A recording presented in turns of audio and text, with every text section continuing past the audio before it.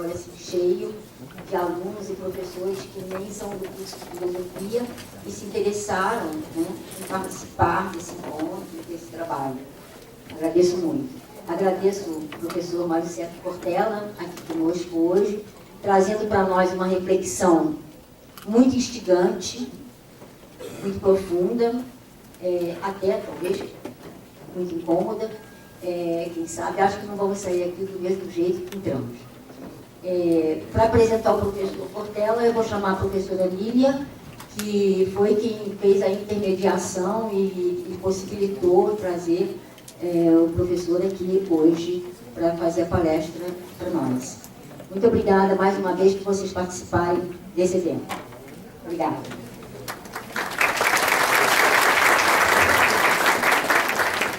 Eu acho que o professor Mário Sérgio dispensa a apresentação. Todo mundo que está aqui é porque já conhece, gosta muito dele, né? Mas eu vou falar duas coisinhas rapidinho. Primeiro, eu quero pedir desculpas porque muita gente ficou bravo, porque não tinha mais inscrição. Eu sinto muito, nosso auditório é pequeno. Mas o que a gente pode fazer é pedir para o professor voltar várias vezes, né? Eu nem saí aí. Mas se a gente puder, a gente nem deixa ele embora, fica segurando ele aqui, né? Porque ele é precioso. A nossa amizade, eu não vou falar de quando é, porque vai denotar a idade, mas é de outra encadernação, né, Mário Sérgio? Nós tivemos o privilégio de trabalhar juntos, ele e o professor Paulo Freire, e era sempre muito divertido. Essa provocação que ele faz, ele sempre fez. Mas sempre terminava em risada. Então, só um episódio para ilustrar. Às sextas-feiras, a gente tinha uma reunião, toda sexta-feira. E aí, quando a reunião começava a se prolongar, ele dizia assim: bom, gente, combinado lá em casa é que sexta-feira é dia de namorar. Eu estando ou não. Melhor eu ir embora. E assim a reunião terminava, né? E ele sempre terminava assim, a gente fazendo graça. Ele é uma figura, eu acho que é um personagem, todo mundo já conhece, e ele quer ser apresentado apenas como professor de filósofo. Espero que vocês gostem e que a noite seja muito proveitosa. Obrigada.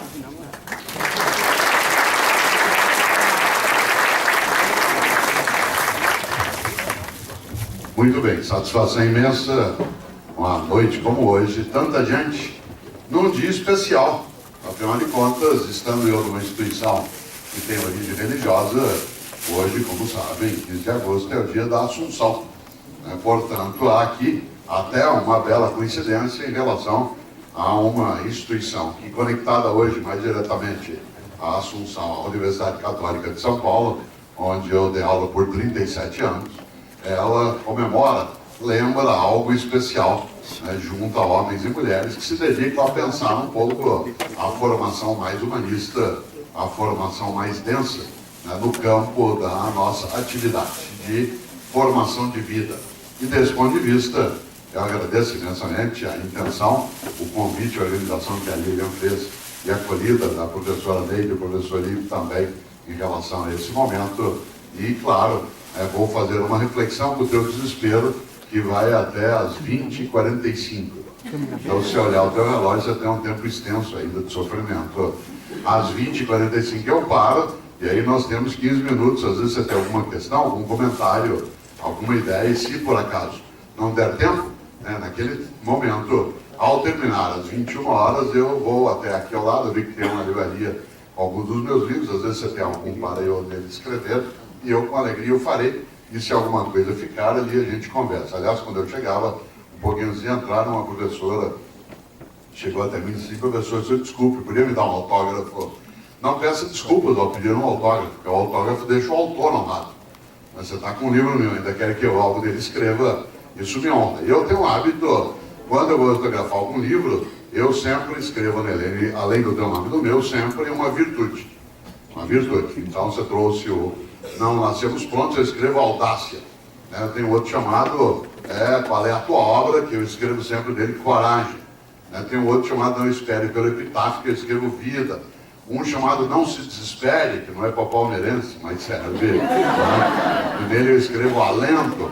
E, curiosamente, hoje, com a minha alegria, eu cheguei aqui e encontrei, na mão da professora Neide, ali um livro meu que não foi lançado ainda. Ele vai ser lançado a semana que vem na Bienal, mas ele já estava aqui. Hoje, então, será o primeiro lugar, o primeiro momento que eu ouvi.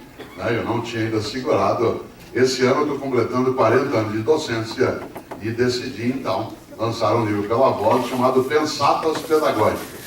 Nós e a Escola, Agonias e Alegrias. São 40 reflexões sobre educação, vida, trabalho na atividade de formação, a ideia, inclusive, de pensar algumas coisas sobre o professor Paulo Freire, tem várias coisas aqui, e eu tive a honra de autografar o primeiro, dado que eu não tinha visto ainda, para a professora Neide, e nesse livro eu escrevo algo que tem muito a ver com a nossa atividade na docência, além da partilha, que é a amorosidade. A amorosidade. E, desse ponto de vista, me agrada imensamente que também, ao final, eu tenha a disponibilidade, com alegria, né, de estar escrevendo, se tiver, eventualmente, algum livro meu. E eu falei em alegria por uma razão. O livro que contém a palestra que eu vou fazer hoje, né, ela é uma reflexão sobre se você não existisse, que falta faria. Há 2 livros que tratam desse tema mais diretamente. Um deles, eu mencionei antes, é o Qual é a Tua Obra, que é sobre gestão, liderança e ética, que acaba perguntando sobre o propósito nosso na vida. E o segundo, que uma das colegas trouxe para autografar, é um livro da editora Saraiva, chamado Viver em Paz para Morrer em Paz, que é um livro sobre paixão, sentido e felicidade. E nele, quando eu autografo, além do teu nome e do meu, eu escrevo sempre alegria. Alegria. Por quê? Porque essa coleção da editora Saraiva tem um título que eu gosto, que é O que a Vida me ensinou. E uma das coisas que a vida me ensinou, e que talvez para mim seja mais forte, seja alegria. Afinal de contas, existirmos precisa, sim, gerar essa condição. E é curioso porque hoje é feriado numa parte imensa de estados e cidades no Brasil, por conta do 15 de agosto, de ser o dia da Assunção, né, e desse ponto de vista, eu me lembrei de algo que tem a ver com o título dessa reflexão, isto é, se você não existisse, que falta faria? Eu, Cortella, no dia que eu me for, e eu me vou, eu quero fazer falta. Eu quero que quando eu me for, as pessoas digam, o Cortella faz falta. Aliás, porque não fazer falta é, de fato, morrer. Você sabe que morrer é ser esquecido. Morrer é ser esquecido. Enquanto alguém lembrar de você, derramar uma lágrima, levantar uma taça de vinho em tua homenagem, dar risada de alguma coisa que você fez um dia, chorar por alguma coisa que lembra, cheirar uma roupa tua e ter uma memória, ter saudade, você continua vivo ou vivo. Morrer é ser esquecido. Não por acaso, em grego arcaico, o verbo para morrer e o verbo para esquecer são o mesmo, que é letos, da onde vem letal, e da onde vem a palavra verdade, aletheia.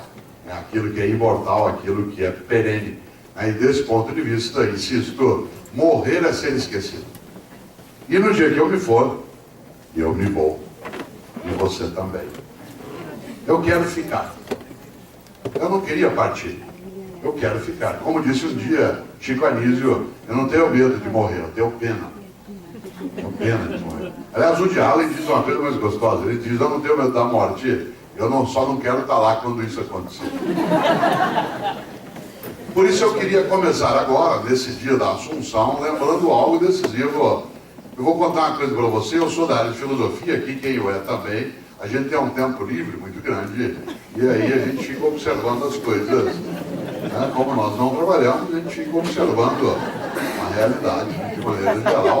E uma das coisas que eu já notei, que talvez você não tenha notado, e isso ajuda, mas não sei se você sabe, nós vamos morrer. Não sei se você sabia disso.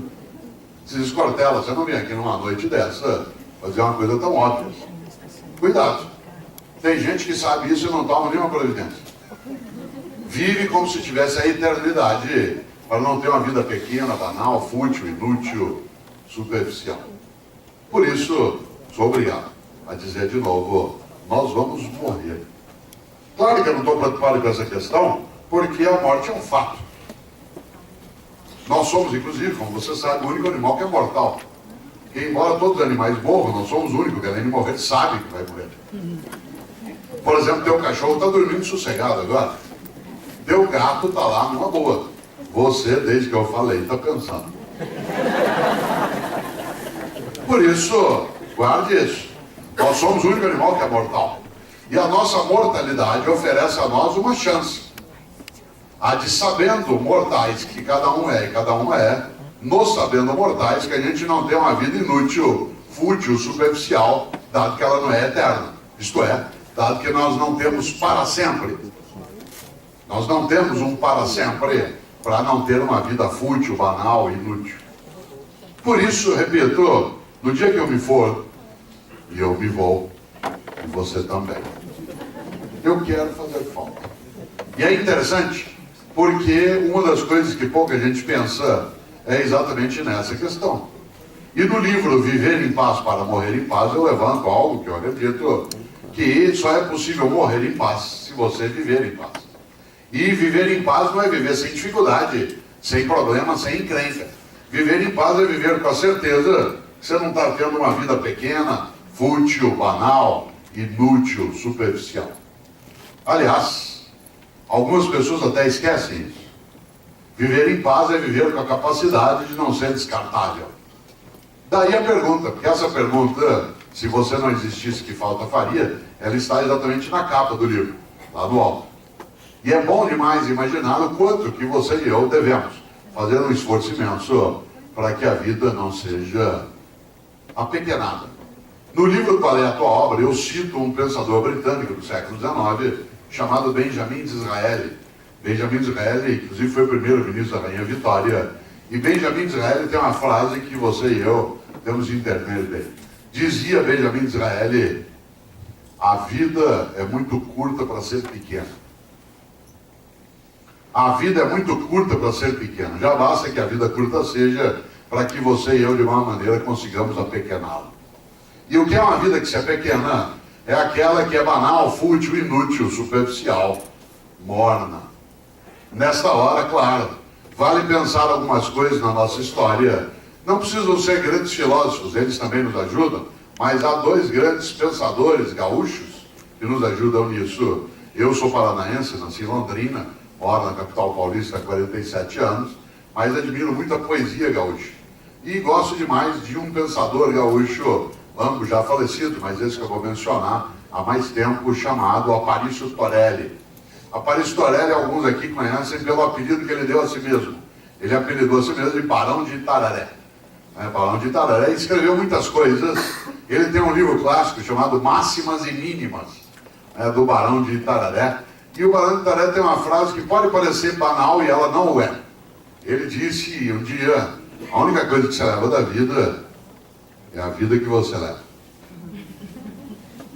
A única coisa que você leva da vida é a vida que você leva. Por isso, uma questão: que vida levo eu? Que vida leva tu? Essa vida é uma vida que, além de curta, é pequena. Isto é banal, fútil, superficial. E é curioso, porque o outro poeta gaúcho que eu admiro imensamente trata disso também. É Mário Quintana. Mário Quintana, um especial homem nascido em Alegrete, que morreu em Porto Alegre com quase 88 anos de idade, solteiro. Aliás, ele tem a melhor resposta que eu já vi para não casar. Todas as vezes que alguém perguntava a Mário Quintana: mas por que o senhor nunca se casou? Ele dizia: sempre preferi deixar dezenas de mulheres esperançosas do que uma só desiludida. É um argumento ecológico. Bom, Mário Quintana disse um dia uma frase que ajuda, que é uma trova, com 4 estrofes, ajuda, eu vou declamá-la aqui. Disse um dia Mário Quintana: um dia pronto, me acabo, seja o que tem de ser, morrer, que me importa, o diabo é deixar de viver. Olha só, um dia pronto, me acabo, seja o que tem de ser, morrer, que me importa, o diabo é deixar de viver. E quando é que você e eu deixamos de viver? Quando a gente tem uma vida pequena, superficial, fútil, inútil, descartável, morna. Eu, lembrando hoje do dia de Assunção, para católicos especialmente, me lembrei de algo que ajuda. Vocês sabem que, na tradição dos cristãos, a Bíblia dos cristãos tem um testamento exclusivamente cristão, chamado de Novo, e esse testamento tem 27 livros. O 27º livro é o livro que fala do fim. É o livro da Revelação, o livro do Apocalipse. É um livro que tem uma questão nele envolvida que é seríssima, Independentemente da tua crença, se você tem ou não, esse livro traz à tona uma questão séria. Não é casual, que ele trata de algo que o judaísmo trata, o cristianismo trata, o islamismo trata, que é do juízo final. E o juízo final, a grande questão não é o fim da vida, ou o fim dos tempos. A coisa mais encrencada no juízo final é porque na crença dessas três grandes religiões é o dia em que a divindade vai te chamar num canto e vai fazer o julgamento. Do quê? Vai te chamar no canto e vai falar assim, por que fez o que fez? E por que não fez o que não fez? E por que é que deixou de fazer o que devia ter feito? E por que é que fez o que não deveria ter feito? Essa é uma questão séria. Independentemente da tua crença ou da minha, independentemente de alguns criarem terror em torno da ideia de juízo final, a questão mais séria do juízo final não é ele ser final, é ele ser um juízo. Isto é, um julgamento, um momento em que se avalia qual é a finalidade da tua vida ou da minha vida na nossa trajetória. E nesse livro dos cristãos, lá no livro do Apocalipse, há uma ideia que eu queria trazer aqui à tona, que eu até retomo, né, no livro Não Nascemos Prontos, logo na primeira parte, que é uma frase terrível, e ela é terrível porque ela é verdadeira, que está lá no capítulo 3, versículo 15 e 16. No capítulo 3, versículo 15 e 16, os cristãos escreveram, Deus vomitará os mornos. Deus vomitará os mornos. Aliás, a frase mais completa é, porque tu não és quente nem frio, hei de vomitar-te. Conhece gente morna? Gente que não é quente nem fria. Gente que é mais ou menos envolvido, mais ou menos engajado, mais ou menos comprometido, mais ou menos casado, mais ou menos religioso, mais ou menos estudante, mais ou menos. Sabe, gente mais ou menos envolvido, mais ou menos compromissado, mais ou menos participante. Gente mais ou menos, gente que não cheira nem fede. Deus vomitará os mornos. Aliás, tem gente que é morno ou morna. Morna na amizade, morna no casamento, morna na religião, morna no sexo, morna na política, morna na faculdade. Morna. Não é quente nem fria. Não vibra. Aliás, gente que quando você cumprimenta, com licença, né, direito, você dá uma pessoa aperta só a pontinha do dedo. Parece que aperta aquela minhoca desmilinguida. Morna na amizade, gente que na hora que vai abraça meio de lado, parece que está com nojo. Gente que faz uma coisa incrível, economiza afeto. Economiza afeto, esquecendo uma coisa decisiva, afeto e conhecimento são duas coisas que se você guardar, você perde. Afeto e conhecimento, guardou ou perdeu. A única maneira de ter afeto e conhecimento é repartir. É morna no casamento. E aí, como é que está o casamento? Ah, ruim com ele, pior isso aí. É morna no estudo, e como é que está na Unify? Ah, vamos levando. Morna. Já imaginou? Morna na política, e como é que está o debate aí sobre a eleição? Ah, não sei, vamos ver. Morna no casamento, morna na religião. Eu conheço gente que vai a um culto ou a missa, por exemplo, e escolhe o horário da missa no domingo pelo tamanho rápido que ela tenha. Assim, eu vou à missa das 10, que o padre faz uma missa rapidinha. Então vai para quê? Ou você acha que teu Deus é tonto? Você chama ele de todo-poderoso e ele não sabe que você escolheu uma missa curta? É um Deus palerma. Deus vomitará os mornos. Por isso, volto eu aqui. Nós vamos morrer. É óbvio que eu não estou preocupado com a morte, porque ela é um fato. O que eu estou preocupado é com a minha vida, enquanto a morte ela acontece, ela não ser pequena, fútil, banal, inútil, superficial, morna. E olha que coisa, alguns esquecem isso. Por isso, no dia que eu me for, e eu me vou, e você também. Eu não quero ir, eu quero ficar. Lamento, só tem um jeito de você ficar. Ficar nas outras pessoas. Ficar na tua obra. Eu lancei um livro esse ano da editora Cortez, lá no Tuca, no Teatro da PUC São Paulo, chamado Educação, Escola e Docência. E esse livro, quando eu autografo, eu escrevo dele Partilha. Mas uma das coisas que eu gosto é que eu fiz uma epígrafe, uma frase de abertura, numa página isolada, que está aí na tua mão, né? Que é uma frase que eu gosto muito do Ledo Ivo. Ledo Ivo é um grande poeta lagoano que morreu, infelizmente, em 2012. Nesse livro, Educação, Escola e Docência, Ledo Ivo aparece logo no início. Que Ledo Ivo, ele disse um dia, o que sobra é a obra, o resto só sobra.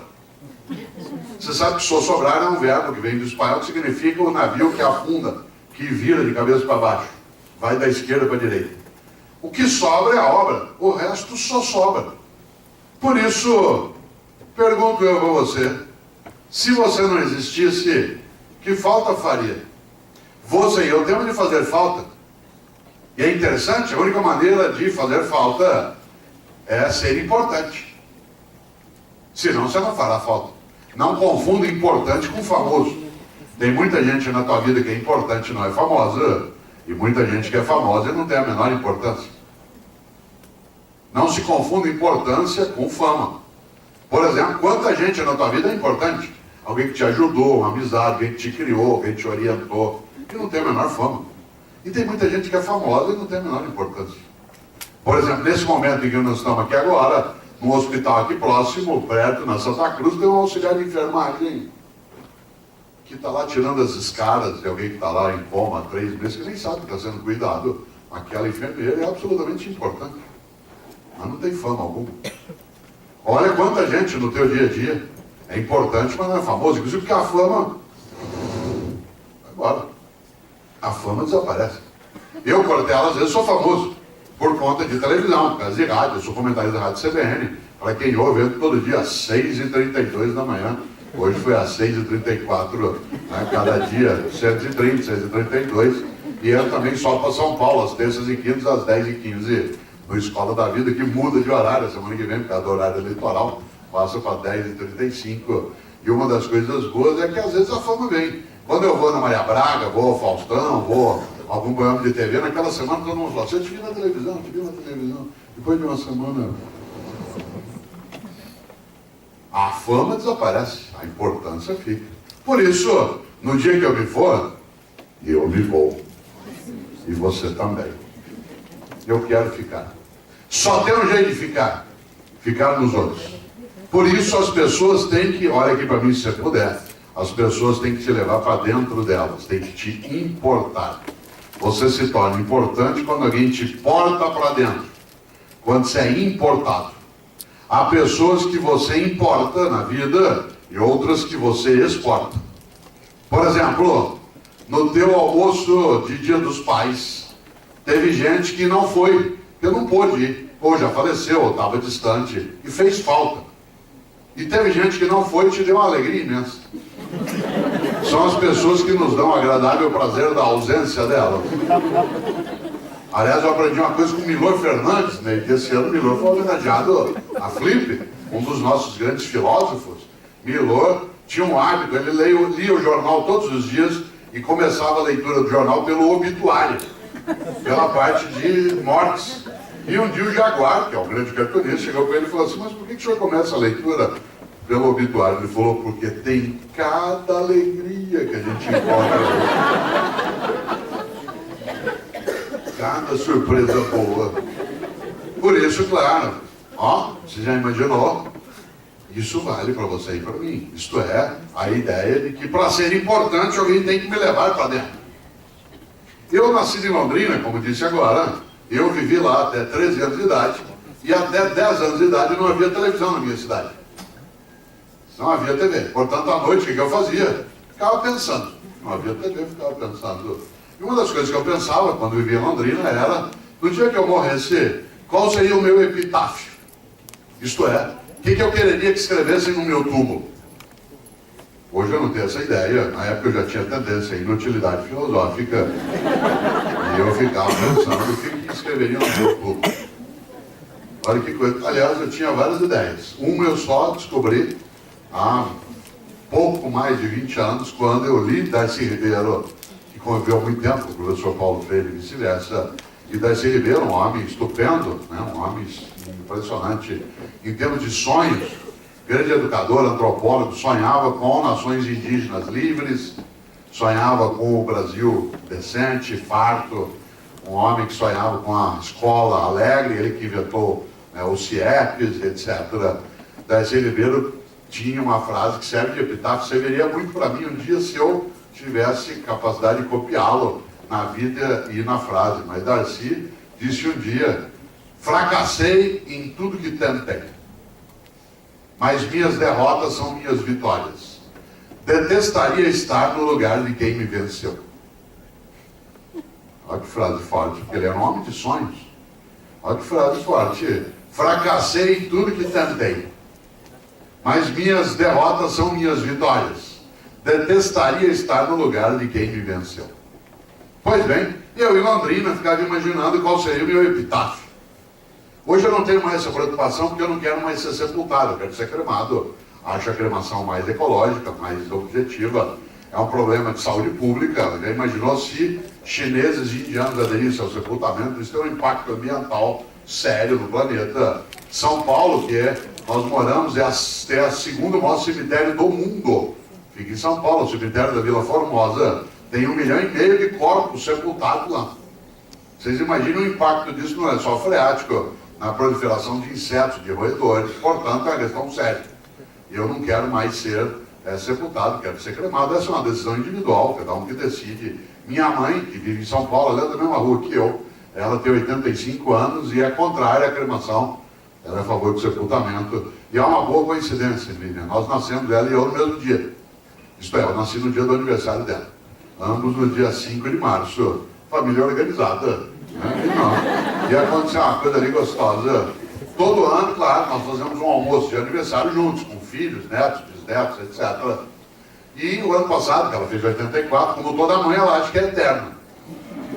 84, eu no almoço disse algo, estavam os filhos lá, alguns deles, e eu disse: vocês não esqueçam, que aniversário se fala de vida e de morte, por causa da idade. Eu falei: vocês não esqueçam que eu quero ser cremado. Minha mãe, aos 84 anos que estava fazendo aquele dia, virou e falou assim: eu não vou deixar você ser cremado.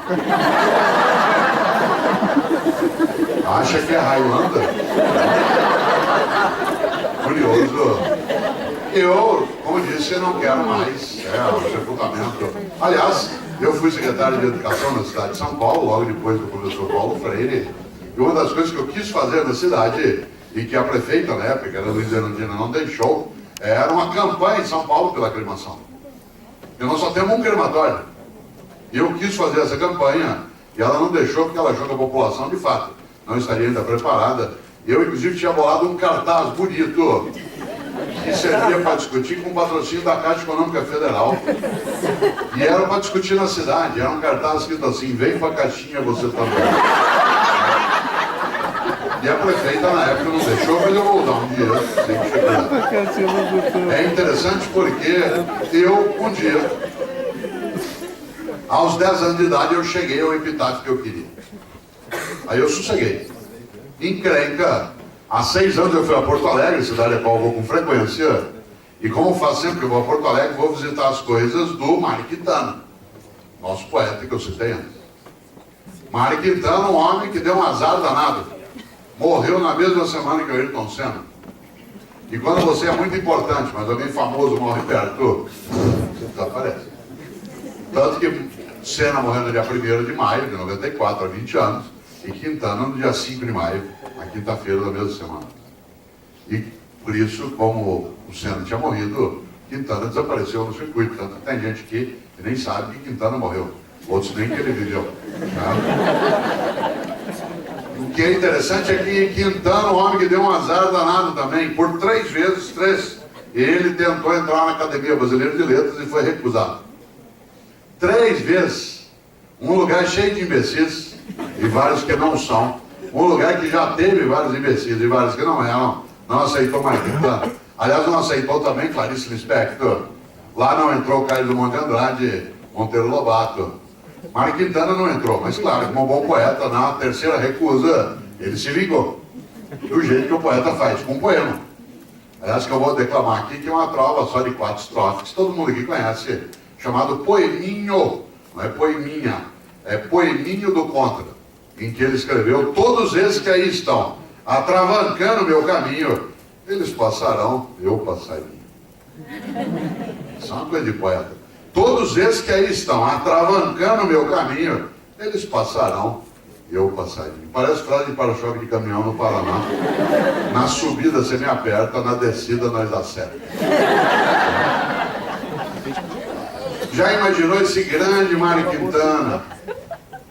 E eu, todas as vezes que posso, vou visitar as coisas do Mário Quintana, porque o Mário Quintana morou os 27 anos finais da vida dele num hotel em Porto Alegre. Num hotel Majestic, que não existe mais, e que o ex-jogador de futebol Falcão, que esteve no Roda Viva essa semana, ele comprou o hotel na Rua da Praia, na Rua dos Andrades, ali em Porto Alegre, e fez lá a Casa de Cultura Mário Quintana. Deixou, inclusive, o quarto que o Mário Quintana vivia, com a escrivaninha, com a cama, com a mesa, com tudo que ele tinha. E eu sempre posso falar. E fui, há 6 anos, e fiz pela primeira vez na vida, nunca tinha feito isso. Eu comecei a mexer num caderno em que o Mário Quintana anotava coisas à mão. Como o professor Paulo Freire escrevia à mão. E aí, de repente, quando eu olho, quase caí sentado, ele houvera anotado o epitáfio que ele queria para ele. E eu quase caí sentado, porque ele tinha escolhido para o túmulo dele o que eu escolhi para o meu. Claro que ele não copiou de mim, tá? Mas nós tivemos uma ideia assemelhada. Sabe o que Mário Quintana mandou escrever no túmulo dele? A verdade mais forte que eu conheço na vida, parece piada, não é? Uma reflexão filosófica funda.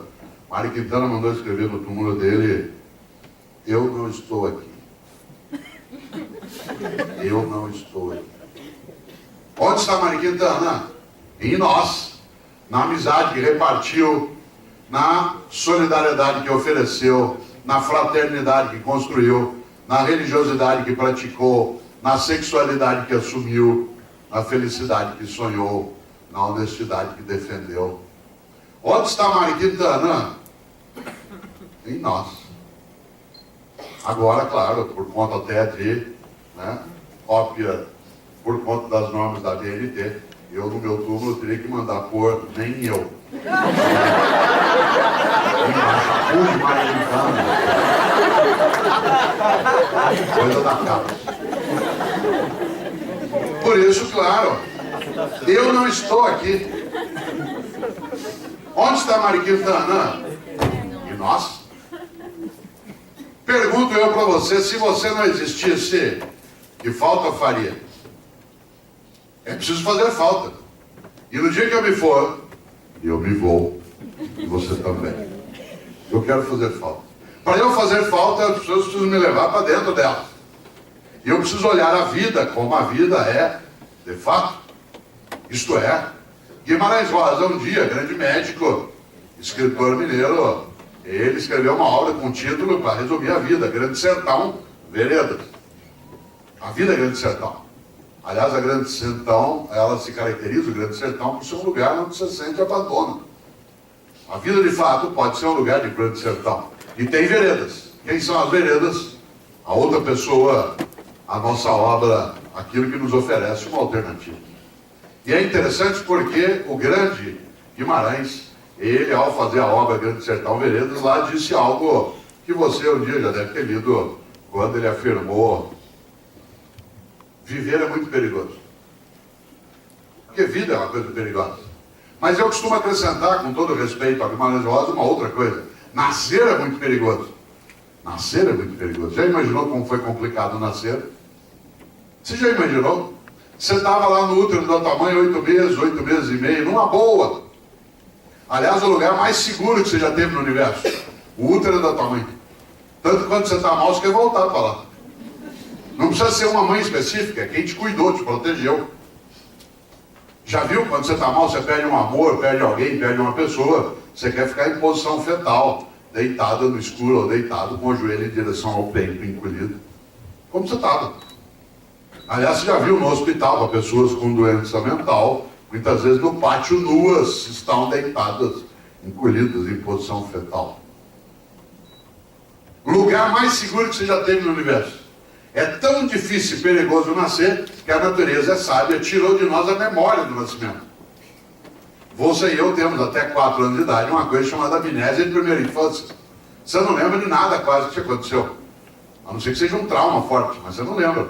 Às vezes você acha que lembra, mas de tanto que te contaram coisa, mostraram foto. Mas é uma memória emprestada, você mesmo não tem memória. Te protege, é um momento dificílimo da vida. Você imaginou, você estava lá numa boa, no útero da tua mãe, 8 meses e meio, sem fazer nada, meio líquido. Nós adoramos meio líquido, porque no meio líquido você sente teu contorno. Eu, Cortella, agora estou na atmosfera, não estou sentindo meu contorno, mas quando você está na piscina, na água, no chuveiro, no útero, você sente pressão da água. Sobre você tem noção de interesse. Você estava ali numa boa, não tinha que respirar. Era alimentado automaticamente por um tubo. Não tinha quase ruído lá dentro, não tinha luminosidade, não tinha contato. A temperatura era sempre homeostática, equilibrada. Você estava ali 8 meses e meio, balançando, sem fazer nada, que nem um deputado. De repente, sem que você soubesse por quê, começou a esvaziar o líquido de onde você estava, e você foi sentindo contrações à tua volta, sentindo, e você foi escorregando, e de repente alguém te pegou. Você sentiu contato pela primeira vez, te puxou fora, tinha luz no ambiente, alterou o ruído, a temperatura ficou diferenciada, a pessoa te ergueu, te deu um tapa na bunda, e aí você fez o primeiro gesto fora do útero, que é... porque o último vai ser... Entre a primeira vez que você faz e a última que você faz, medida. Por isso que é bom cuidar desse direitinho. Porque, além de tudo, é curta. Curta! A Neide é jovem ainda, mas quando você chegar na minha idade, você vai ver. Cada dia ela fica mais curta. Claro, dura em média hoje 75 anos. Há 100 anos durava 42. Mas hoje a média é 75, uns mais, outros menos. 75 é nada. 75 é muito quando você tem 20. Mas quando você já passou dos 60 como eu, é nada. Outro dia eu fui preencher um formulário na internet de compra, e aí pedi o número do meu cartão de crédito. Era um cartão que chegava para mim, com a data de validade. Eu fiquei olhando o cartão, e ele tinha uma validade maior que a minha. Quando você tem menos validade que o teu cartão, tem alguma coisa. Você já pensou? Claro, 75 é nada. Quando você tem 20, 25 é muito. Quando tem mais, não. A idade é relativa. Minha mãe, 85 anos que tem, falou para mim domingo agora, falou, filho, hoje lá na igreja, uma velhinha me falou, foi mãe, defina a velhinha. Eu falei, deve ter uns 88. Claro. Entre a primeira inspiração e a última inspiração tem vida. Dura em média 75 anos. E nós temos uma encrenca. É uma vida só de 75 anos dividida em 3 grandes blocos. Do 0 aos 25 você está se montando. Sua estrutura física, psíquica, cognitiva, reprodutiva, hormonal. Dos 25 aos 50, você reproduz outros humanos e trabalha em alta intensidade. E dos 50 aos 75, você se prepara para o desembarque. O check-out vai se aproximando, você vai se arrumando para partir. Vocês veem? É que eu, por exemplo, gente que está nessa fase como eu, você sabe que você está nessa fase, porque cada dia no teu café da manhã tem menos comida e mais caixinha de remédio. Você cada dia tem menos bíceps e mais pânceps. É sério. Você vai atravessar a Domingos de Moraes, igual Vergueiro, você vai cruzar, vem vir no carro, você fica em dúvidas. Valeu? Tem um infarto ao correr, eu espero. Mulheres não riam. Nessa fase você vai ser atingido em cheio pela lei da gravidade. Você vai ver. Tudo vai apontar em direção ao solo. Vai ter que escorar com veneno botulínico. Vai ser a fase que a gente chama de California Dreams, que é The Mamas and the Papas. Depois morre. Do 0 aos 25 monta, dos 50 aos 75 desmonta. E pelo meio trabalha, reproduz, ou se dedica à atividade religiosa, ou... Já imaginou? E nós temos uma encrenca. Nós somos um animal que dorme demais. Tem gente que está morto de sono. Nós somos um animal que dorme demais. Cada um de nós dorme, em média, 8 horas por dia. 8 horas por dia é 1/3 de um dia de 24 horas. 1/3. Numa vida de 75 anos, um terço é 25 anos. Você passa 25 anos dormindo. E aí você encontra alguém na segunda-feira e fala, o que você fez no fim de semana? Aproveitei, dormi direto. Tô louco para chegar um feriado para eu dormir 3 dias sem parar. Que bom! Chama-se animal racional. A questão é que nós não somos só um animal que dorme demais, nós somos um animal que come demais. Cada um e cada uma de nós come em média, de acordo com a FAO, a área de alimentos da ONU, come em média por dia 1,5 kg de alimentos. Dia. Sólidos, líquidos e gasosos. Não é tanto assim, sem imaginar, cada um aqui hoje já comeu até mais do que isso. Só um refrigerante de 300 ml tem 300 gramas. Só 2 daquele copinho já dá mais de meio quilo. 3 vezes isso é nada, perto do que você tomou de café da manhã. Alguns aqui não jantaram, vão completar isso ainda, vão completar depois. Como tem fome no planeta, é sinal de que a gente, uma parte de nós, come mais do que precisa, mas dá em média 1,5 kg dia. Ao final de uma vida de 75 anos, 1,5 kg dia, dá 42 toneladas de alimentos. Enquanto você estiver vivo ou vivo, você vai deglutir 42 toneladas de alimentos. A questão é que nós não somos um animal que tem só sistema digestório, nós temos sistema excretório também. E para o planeta não sair do eixo, a lei de Lavoisier tem que imperar. E cada um de nós também libera por dia 1,5 kg de dejetos, sólidos, líquidos e gasosos, o que dá ao final de uma vida 42 toneladas de excrementos. Quando você se for, o universo não será mais o mesmo. Você terá deglutido 42 toneladas dele e deixará como herança às próximas gerações 42 toneladas de dejetos. Qual é a tua obra?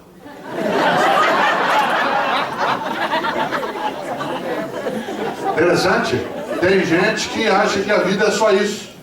Tem gente que passa a vida humilhando outras pessoas, destruindo o meio ambiente, sendo arrogante, só para poder dormir mais do que é necessário, comer mais do que precisa e excretar em banheiros especiais. O Clóvis de Barros Filho, que é o professor da USP, e eu, que sou da PUC, escrevemos um livro, foi lançado agora, chamado Ética e Vergonha na Cara.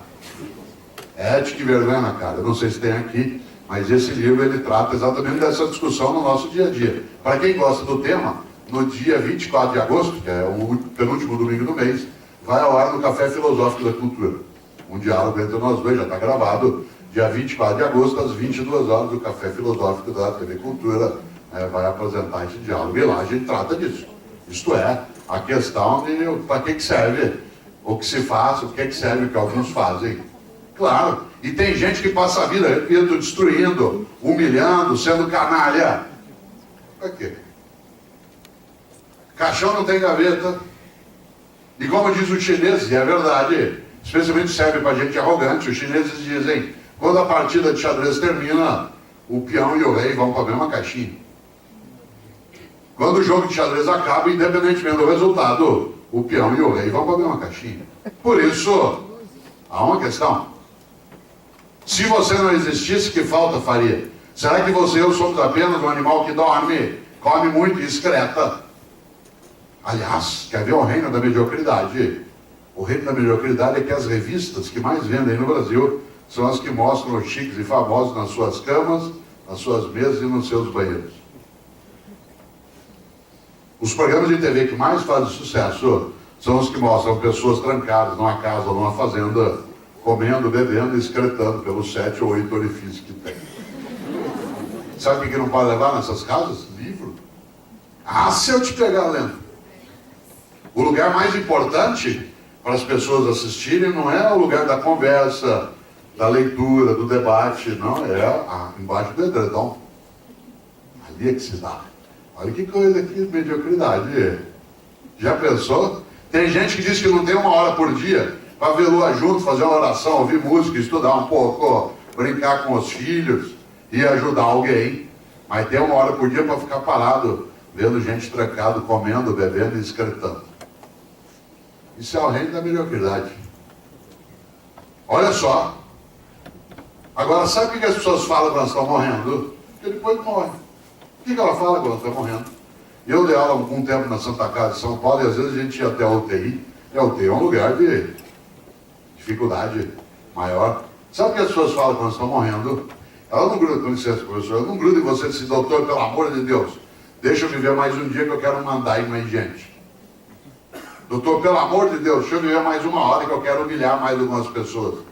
Doutor, por favor, deixa eu viver mais um mês que eu quero comprar mais um carro. Sabe o que as pessoas falam quando estão morrendo? Ela gruda em você e diz assim, doutor, pelo amor de Deus, deixa eu ficar vivo mais um dia, só para eu poder abraçar o meu irmão, porque eu briguei faz 10 anos e a gente nunca mais se falou. Doutor, por favor, deixa eu ficar vivo mais um dia, só para eu poder brincar com os meus filhos, que eu achei que não tinha tempo para fazer isso. Doutor, pelo amor de Deus, deixa eu ficar vivo mais uma hora, só para poder dizer para minha mulher o quanto que eu amo, que eu achei que se eu falasse muito ela ia ficar mal acostumada, o que é verdade. Sabe do que as pessoas falam na hora da partida?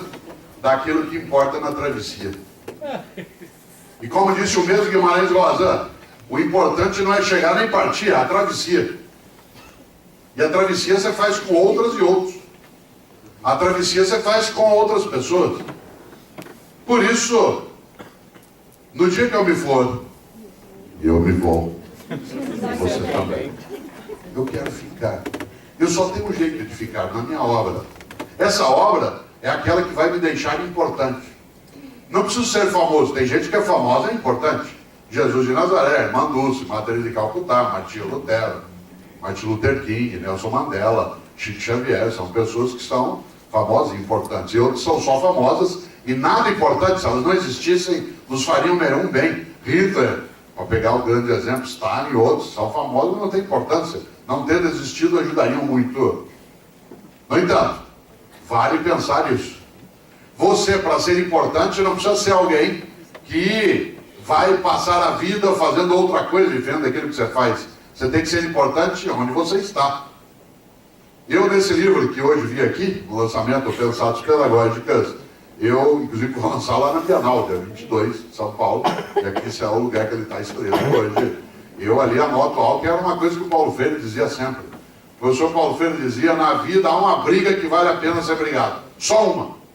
A briga pela dignidade coletiva. Só. E ele dizia, cada um de nós briga numa esquina. Lembra dele? Cada um briga numa esquina. Sabe aquela história da esquina da briga? Te pego na esquina, te pego na esquina. Ele falava da esquina da briga. E dizia, cada um de nós briga numa esquina. Você briga na esquina Unify, outro briga na esquina hospital, outro briga na esquina empresa, outro briga na esquina banco, outro briga na esquina igreja. Paulo Freire dizia o seguinte, na vida você pode até mudar de esquina. O que você não pode é mudar de briga. Você pode mudar de esquina, mas de briga não. Por isso tanto faz qual é a tua esquina. A questão é que nessa esquina, que é a esquina da briga, você tem que brigar pela dignidade coletiva, porque é isso que vai dar importância à tua própria existência a pessoas que não. Elas acham que ela, por si mesma, se basta, volto eu ao ler do Ivo, o que sobra é a obra. O resto só sobra. Afinal de contas, vale pensar nessa direção. A grande questão é, e eu queria trabalhar exatamente nessa percepção, como é que você e eu fazemos para não ter uma vida pequena, banal, superficial, inútil, fútil, morna. Para isso nós temos que ter algo decisivo na vida. Humildade. Humildade. Humildade não é subserviência. Uma pessoa subserviente é aquela que se dobra a qualquer coisa, aquela que se humilha, aquela que se enfraquece. Uma pessoa humilde é aquela que sabe que não sabe tudo, aquela que sabe que não é a única que sabe, aquela que sabe que a outra pessoa sabe que ela não sabe, aquela que sabe que ela e outra pessoa saberão muita coisa juntas, aquela que sabe que ela e a outra pessoa nunca saberão tudo que pode ser sabido. Foi claro? Humildade não é subserviência. E eu tive a honra de ter atividade por 17 anos com o professor Paulo Freire. O professor Paulo Freire era uma pessoa absolutamente importante. Jamais subserviente. Tanto não era subserviente que passou 15 anos no exílio, de 1964 até 1979, em nome de uma ideia, de que educação não é para domesticar, mas é para humanizar. Que educação não é para aprender, é para ajudar a emancipar. Nem por enterro da mãe dele ele pôde vir, mas não abriu mão das convicções que tinha. Mas era humilde. Aliás, algumas pessoas aqui talvez não saibam, Paulo Freire é o brasileiro com o maior número de títulos de doutorado honoris causa da nossa história. O Brasil tem 514 anos de história, e Paulo Freire sozinho tem mais títulos de doutorado que os dois brasileiros que vêm depois dele, juntos. E olha que quem vem depois de Paulo Freire é muito bom, hein? Quando ele morreu em 1997, Paulo Freire já tinha recebido 36 títulos de doutorado. Harvard, Cambridge, Oxford, Bolonha, Paris 4. E ainda recebeu mais 5 pós-mortem. Você já imaginou? Aliás, ele era advogado. Muita gente acha que Paulo Freire era pedagogo. Ele era advogado, o que significa que alguns advogados ainda têm salvação. Uma das minhas filhas, aliás, faz o prefácio do livro Qual é a Tua Obra? Porque na minha casa são sempre meus filhos que fazem os prefácios dos meus livros individuais. Não quer ninguém que fale mal de mim. Então, onde é que faz aí? E quem faz o prefácio do Qual é a Tua Obra é a Ana Carolina. Carol, minha filha, que é advogada criminalista. E ela está me processando agora, de brincadeira, porque eu disse para ela, na minha família tem muitos advogados. E a gente decide torturá-los um pouco, eles merecem. E aí eu disse para ela semana passada, filha, sabia que agora, por causa das novas normas de bioética, não pode mais usar cobaia em experiência em laboratório? Ela falou, pai, eu falei, agora só pode usar advogado. Ela falou, por quê? Eu falei, primeiro que tem bastante sobrando, segundo que você não perde amor no bichinho. Ela está me processando por injúria. Já imaginou? Meus filhos sempre fazem o prefácio. Quem fez o Não Nascemos Prontos é o André, meu filho que tem mais idade, 36. E eu tenho um que é o Não Se Desespere, quem fez o prefácio é o Pedro, meu pequenininho que tem 30 anos. E que é repórter, é jornalista da Sport TV. Né? Ele não assina Pedro Portela para não ser perseguido, assina Pedro Mota. Né? E ele, aliás, na Copa cobriu a seleção da França, porque ele fala francês. Aos 30 anos de idade é difícil alguém que fala francês, porque ele morou no Marrocos um ano e acabou tendo que falar francês. E o curioso é que o Pedro cobriu a seleção da França várias vezes e depois, quando a França saiu da Copa, foi cobrir a seleção brasileira. E no dia que o Brasil jogou contra a Alemanha, no estádio em Belo Horizonte, ele está lá no campo cobrindo. Ele teve um privilégio, ele e o Fred, que foram ver o jogo do campo.